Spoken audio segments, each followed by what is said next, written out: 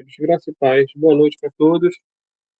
Queridos, nas últimas semanas, né, nós falamos abundantemente sobre Abraão e Isaac. Fizemos bastante aplicações acerca da redenção em Cristo, tipificada em Isaac, e outras aplicações mais. Vimos que, naquele caso lá de Gênesis 22, Isaac foi poupado de ser sacrificado lá no Monte Moriá, enquanto Jesus não foi poupado de morrer na cruz por amor a nós. E tantas outras aplicações. Porém, esse jovem, né, Isaac, do capítulo 22, e estudamos sobre ele detalhadamente semana passada, ele cresceu, né, se casou com uma mulher chamada Rebeca. A gente não tem como entrar em muitos detalhes, né, até porque é uma introdução, ou melhor, um panorama, né, do Antigo Testamento, então é uma visão bem ampla. Ele se casou com Rebeca. E quando vamos lá para Gênesis 24, 63 a 67, ali mostra o encontro desse casal que tinha tudo para dar certo, mas que tudo deu errado. Esse casal tinha tudo para dar certo, Isaac com Rebeca. E esse encontro eu vou estar lendo, né, em Gênesis 24, 63 a 67, que diz assim: Isaac havia ido ao campo numa tarde para meditar, orar, buscar Deus, e levantando os olhos, viu que camelos se aproximavam. Rebeca também levantou os olhos, e quando viu Isaac, desceu do camelo e perguntou ao servo. O servo aqui é Eliezer, aquele que havia ido buscar uma esposa para Isaac, por ordem de Abraão. E ela perguntou, né, quem é aquele homem que vem pelo campo ao nosso encontro? E o Eliezer respondeu, é meu senhor, ou seja, é Isaac. Então ela pegou o véu e se cobriu. E o servo contou a Isaac tudo o que havia feito. Isaac levou Rebeca para a tenda de Sara, sua mãe, tomou-a e ela se tornou sua mulher, e ele a amou. Assim, Isaac foi consolado depois da morte da sua mãe. Queridos, provavelmente, quem nunca ouviu aquela famosa frase, casaram-se e foram felizes para sempre. É uma frase até famosa, bonita, uma frase de impacto, mas a grande realidade é que é uma frase mentirosa. Ela é linda, né, de se falar, mas difícil de se viver.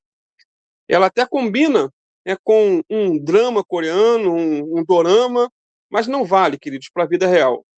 Por exemplo, no dorama, quando as jovens estão na chuva, sempre aparece aí um cavalheiro com guarda-chuva para proteger. Só que na vida real, o que mais falta são cavaleiros e o que mais sobra são cavalos. Então, não existe casamento perfeito e muito menos felicidade automática. Até porque a felicidade conjugal, ela precisa ser construída com renúncia, regada com perseverança, sustentada com muito investimento. Investimento. E quando não há renúncia, quando não há perseverança em se perdoar, em se dar perdão, quando não há investimento, quando não há amor, não há perdão, carinho e respeito, esse casamento ele entra em colapso. Infelizmente. Não sei se você sabe, mas cerca de 50% daqueles que vão para o casamento sorrindo, cheio de sonhos e esperança, passam o resto da vida chorando por ter se casado. Não é aí um desestímulo para aqueles que vão casar, mas estou falando de dados. A grande maioria daqueles que entram num casamento cheio de planos, cheio de sonhos, acabam frustrados, vivendo um verdadeiro pesadelo. Um sonho que se tornou pesadelo. Certa feita, né, eu estava num cartório para me alegrar com um casamento de um amigo. Fui convidado. E eram muitos casais que estavam ali do lado de fora esperando para entrar, na fila do casamento, para assinarem a documentação. E alguém passou lá do outro lado da rua e gritou: vocês estão na fila do divórcio e não do casamento. Olha que frase que alguém diz, grita, né? E eu ouvi bem, e os que estavam ali para casar ouviram. Então, com certeza, quem disse aquela frase é mais um divorciado Era alguém que entrou no casamento cheio de sonhos e terminou como um pesadelo, infelizmente.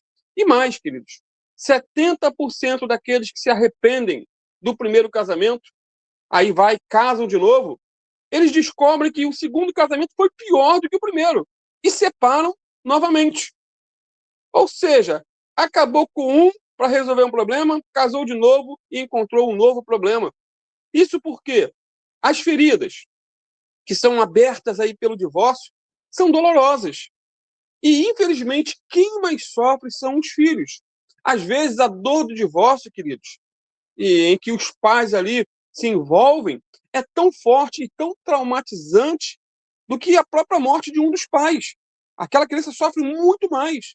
É algo terrível, é algo apavorante. Agora, sabe qual é a grande verdade? Muitos casamentos até começam bem, mas terminam mal. Começam na dependência de Deus, mas perdem o temor de Deus com o passar dos anos. Perdem o amor pelo próximo, pelo cônjuge, com o passar do tempo. Perdem o respeito, o carinho, o diálogo. Até porque, queridos, é possível começar um casamento em harmonia e terminar em brigas, xingamentos e mágoas. É possível entrar no casamento dentro da vontade de Deus. Não estou falando contra a vontade de Deus, mas entrar num casamento dentro da vontade de Deus e, mesmo assim, destruir esse casamento com as próprias mãos e depois ainda colocar culpa em Deus. É possível começar com um intenso amor e, com o passar do tempo, afogar o casamento no mar da indiferença, da amargura e da separação. Que Deus tenha misericórdia de nós, né? Os casados, e daqueles também que sonham com o casamento. Que esse sonho seja realmente um sonho realizado e não um pesadelo consumado. Isso porque Isaac e Rebeca, queridos, foi um casal que começou bem, mas terminou mal e muito mal. Eles tinham tudo para dar certo, mas deu tudo errado. Irmãos, aparentemente, eles formavam um casal perfeito. É claro que não existe casal perfeito, mas aparentemente, aos olhos humanos, um casal 20. Né? Antigamente tinha aí uns 40 anos atrás, né? Uma série, não sei se é série, mas tipo uma novela, que era o casal 20. Era tudo muito lindo, né? Tudo muito. O marido lendo, já na idade avançada, lendo livro para a esposa, dando frutinha na boca. Era o casal 20, o casal perfeito, o casal ideal, mas irreal. Ideal, mas irreal.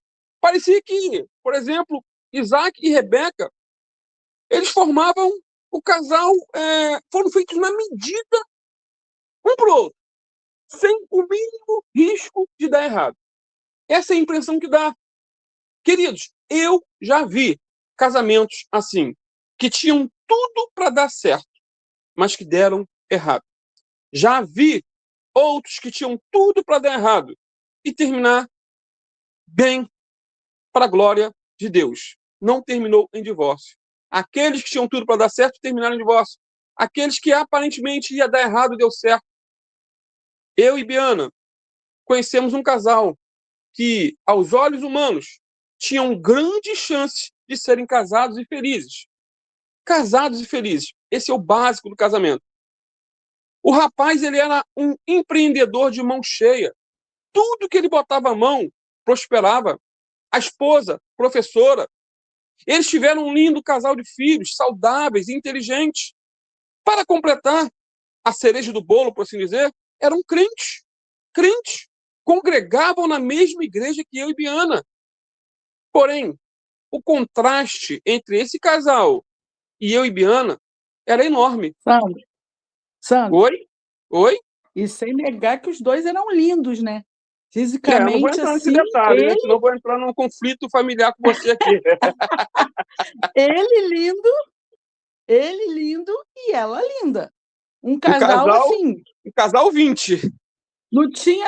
não tinha como ter uma crise física um do outro, ou ela Uhum.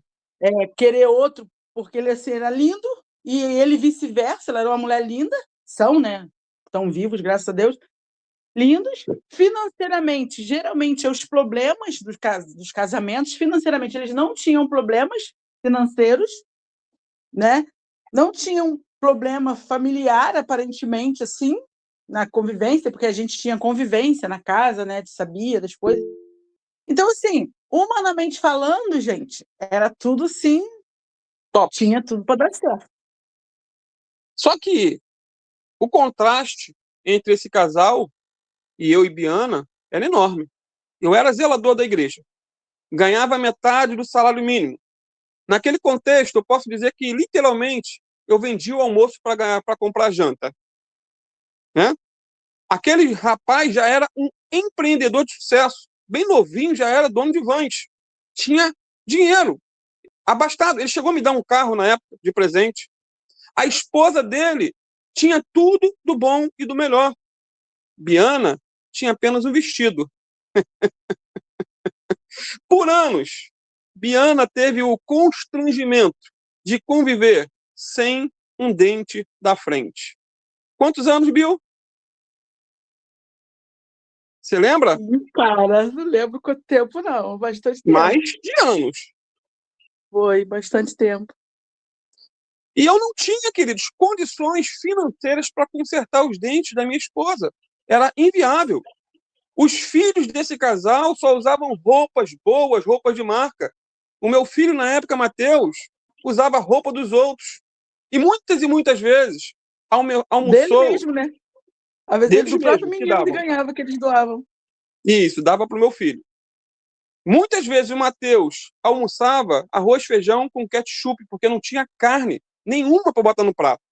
Então, assim, aos olhos humanos, meu casamento, diante da crise financeira, dos problemas, tinha tudo para terminar mal. E o deles terminar bem. Porém, hoje, infelizmente, não falo isso com alegria, queridos. Infelizmente, esse casal está divorciado. E eu continuo casado com Biana por quase 30 anos, para a glória de Deus. Tínhamos tudo. A família deu contra, minha família deu contra, tantos problemas, tantas dificuldades. Então, não existe fórmula mágica para um casamento. É milagre de Deus, é graça de Deus. Que possamos pedir a Deus esse milagre no nosso casamento. E, da mesma forma, Isaac e Rebeca tinham tudo para terminar bem. Tinham tudo para dar certo, mas deu tudo errado. E a Bíblia mostra isso de maneira clara e sem rodeios, como nós vamos ver à frente e terminar semana que vem. Irmãos, Isaac tinha qualidades que qualquer sogra ou sogro sonham em ter. Qualquer sogro e sogra. Ele era crente, Isaac era crente, filho de crente, filho da promessa, e era rico. Olha aí. Ele reunia em si qualidades físicas, qualidades sociais, qualidades espirituais, para agradar a mais exigente das candidatas ao matrimônio. Era um jovem rico, membro de uma família importante e alvo de promessas grandiosas que Deus havia feito. Quando ele conheceu Rebeca, estava no auge do seu vigor físico, 40 anos. Naquele contexto, hoje seria um jovem de 20 anos, porque ele morreu com 180. Era herdeiro único de uma grande fortuna. Ele era aquilo que poderíamos chamar de um excelente partido. E mais, além de ser um jovem rico, era também um homem espiritual. Porque quando Rebeca conheceu ele estava meditando nos campos. Mais à frente nós vamos ver que Rebeca era estéril. E Isaac orou 20 anos para que ela fosse curada. E ela foi curada. Homem de oração. Homem de oração. Temia Deus. Aprendeu isso o quê? Aos pés de Abraão, seu pai. Então, esse era o perfil de Isaac. E, queridos, Rebeca não ficava para trás, não, em suas qualidades morais e espirituais. Isso porque quando Isaac estava com 40 anos, a Bíblia diz que Deus escolheu Rebeca para ser sua esposa. Foi Deus que escolheu Rebeca. Deus apontou essa. E temos motivos de sobra para crer que os dois eram dedicados ao Senhor e dedicados um ao outro. Irmãos, Rebeca foi escolhida por Deus para ser esposa de Isaac, como eu disse. Enquanto Isaac meditava e orava, possivelmente pedindo a Deus aí uma esposa, Deus preparou para ele uma mulher extraordinária, mulher de fibra, mulher guerreira. Enquanto Abraão se dedicou a buscar uma esposa para seu filho, Deus lhe deu uma nora com qualidades aí magníficas, excelentes. Por exemplo, Rebeca era uma moça graciosa, bela e encantadora. Ela era bela por fora, bela por dentro. Ela tinha aparência física agradável, sim, e também uma vida interior com conteúdo. Ela era uma jovem trabalhadora. Ela era pastora, não ao mesmo nível da pastora Bill, mas ela era pastora, e não uma peça de porcelana, frágil, indefesa, mimada, filhinha de papai. Não, queridos, ela não cresceu numa redoma de vidro, numa estufa familiar, mas na arena do trabalho.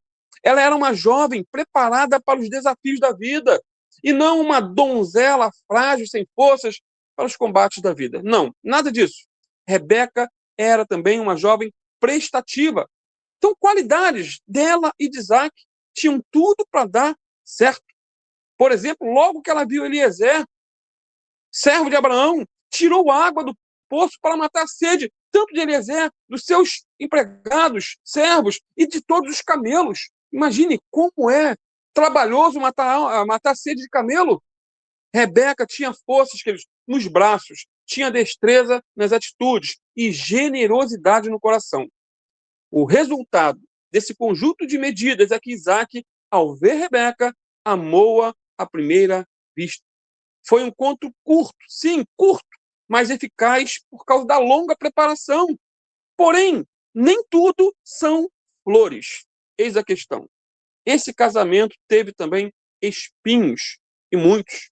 E o primeiro espinho que eu quero destacar nesse relacionamento, e vai ser só o primeiro por hoje, o primeiro espinho foi a mentira. Isaac era um homem de Deus, sim, mas cometeu erros graves. Ele imitou os erros de seu pai, Abraão. Imitou os acertos também. Né? Orava, buscava Deus, temia Deus, mas imitou também os erros. Lembram? Abraão mentiu sobre Sara, sua mulher, para poupar a sua vida. Isaac, de igual forma, da mesmíssima maneira, expôs Rebeca, sua mulher, ao perigo quando disse ali aos habitantes de Gerar que ela era sua irmã, em vez de ser sua mulher. O mesmo Isaac, que tivera tantas vitórias com Deus, no passado, agora fracassa na área moral. Ele que já havia vencido provas maiores, agora cai diante de uma prova menor. Era só dizer que ela era a sua esposa. E esse contraste entre o maior e o menor, entre vencer coisas grandes e ser derrotado por coisas pequenas, aparentemente pequenas, não que eu queira amenizar a mentira, né? Mas vemos isso na Bíblia o tempo todo. Por exemplo, Israel venceu Jericó, uma grande cidade murada, mas caiu diante de uma cidade pequena e insignificante como Ai. Por que eles caíram? Porque havia alguém que cometeu pecado, o famoso Acã, que morreu juntamente com sua família. Davi, diz a Bíblia, venceu o urso e o leão, derrotou exércitos, mas caiu no adultério com Betseba. Sansão, diz a Bíblia, matou 1000 filisteus com a queixada de jumento. Imagine se ele tivesse o jumento todo. Com uma queixada ele matou 1000. Imagine com o jumento todo. Mas ele caiu o quê? No colo de uma prostituta filisteia chamada Dalila. Sansão tinha força, mas não tinha santidade. Sansão tinha carisma, mas não tinha caráter. Ele tinha fama, mas não tinha fome de Deus. Por fim, os mesmos olhos que foram postos numa prostituta, depois foram furados pelos filisteus. Então, queridos, não basta ser forte, não basta ser famoso, e nem é preciso. O que é preciso é ser separado para Deus, é viver em santidade, na presença de um Deus que é 3 vezes santo. Não basta ter carisma, é preciso ter caráter. E o que dizer de Salomão, que foi o homem mais rico e mais sábio da sua geração? Queridos, ele começou bem, mas terminou mal, muito mal. Ele começou buscando a Deus, orando e pedindo a Deus entendimento, sabedoria para guiar todo o povo. Mas os anos foram passando e ele foi estragando. Ele se envolveu com muitas mulheres, no total de 1.000. Imagina ter 1.000 sogras. E essas mulheres perverteram seu coração e ele tornou-se um idólatra. Muitos entendem que no fim da vida ele se arrependeu e voltou para o Senhor. Isso é duvidoso. Há quem seja a favor e que seja contra. Mas o que vemos é que as consequências malditas de seu pecado ficaram. Agora, para finalizar, hoje, o que aprendemos com Sansão, Davi e Salomão? Queridos, Sansão foi o homem mais forte registrado na Bíblia. Davi foi o homem mais santo. E Salomão, o homem mais sábio. E todos os três caíram por causa de um rabo de saia. Aprendamos, então, que não somos nem mais fortes que Sansão, nem mais santos que Davi, e muito menos mais sábios do que Salomão. Portanto, que vigiemos e oremos para que não entremos em tentação também. Que nos guardemos não só do pecado sexual, mas do pecado moral. O pecado de Isaac foi a mentira. E a partir daquela mentira ali, de negar que a esposa era sua esposa, né? E dizer que era irmã, ali houve um silêncio mórbido entre esse casal. Não há mais diálogo. Foi interrompido. Houve um bloqueio. Que Deus tenha misericórdia de cada um dos casais. Queridos, semana que vem, se assim o Senhor nos permitir, estaremos dando sequência, falando de mais alguns espinhos que entraram ou ficaram cravados nesse casamento. Nesse casamento não houve divórcio. Eles foram casados até a morte, mas só Deus sabe o preço que eles tiveram que pagar por causa desses espinhos. Oremos. Santo Deus, em nome do teu Filho Jesus, Pai, colocamos as nossas vidas em tuas mãos. Pai, carecemos de ti, Senhor. Eu bem sei que muitos que estão ouvindo aqui nessa noite não são casados, tem irmãos aqui, irmãs que são viúvas, mas há, né, tanto o que nos ensinar acerca dessa questão de casamento, Pai. Talvez muitas sofreram, muitas ainda tenham saudades do esposo, né? Foram bênção, foram instrumento de Deus, foram amigos, foram parceiros, mas infelizmente nem todas, Senhor, e nem todos podem dizer o mesmo se um ente querido, se um cônjuge morrer. Que o Senhor tenha misericórdia de nós, Pai. Que não sejamos como Georão, que a tua palavra diz que ele morreu sem deixar saudades. Ah, Senhor, há pessoas que morrem sem deixar saudades, porque viveram vidas tão nojentas nessa terra. Fizeram de tudo para azucrinar o juízo do seu cônjuge, para perturbar, para atrapalhar, que não deixaram saudades, Pai. Mas que o Senhor venha ter misericórdia de nós, Senhor, de cada um de nós, cada um aqui dos que são casados, que possam buscar mais a tua face e pedir a ti, Senhor, sabedoria para viver vidas de casados, para que possam se relacionar segundo a tua vontade, para que tenham um casamento feliz, Senhor, por mais que não seja um casamento perfeito, que não há casamento perfeito, mas o básico é feliz. É um casamento que se os dois se entendam, se perdoam, Pai, se respeitem, Deus, que haja diálogo, que haja conversa. Pai, como diz aquele livro do teu filho Jaime Kemp, conversando a gente se entende, que possamos conversar mais para se entender melhor e que tudo seja para a tua glória, Pai. Fica conosco, aviva a nossa alma, restaura nossas forças.